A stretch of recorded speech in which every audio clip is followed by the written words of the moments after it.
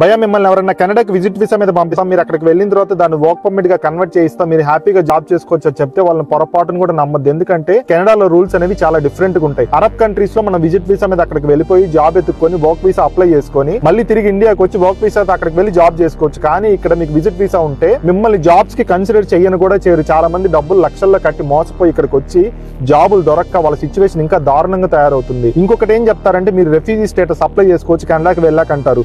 Refugee status apply చేశారు అంటే మీరు చనిపోయిన తర్వాత మీ శవాన్ని కూడా మళ్ళీ తిరిగి ఇండియాకి పంపించారు. ఎందుకంటే రెఫ్యూజీ స్టేటస్ అనేది ఎవరికి ఇస్తారు అంటే నాకు నా కంట్రీలో థ్రెట్ ఉంది, నేను మళ్ళీ ఇంక జీవితంలో అక్కడికి వెళ్ళను అనే వాళ్ళకే రెఫ్యూజీ స్టేటస్ ఇస్తారు. ఇక్కడికి వచ్చిన తర్వాత వన్స్ అది అప్లై చేశాక మీరు మళ్ళీ తిరిగి మీ కంట్రీకి వెళ్ళడానికి లేదు.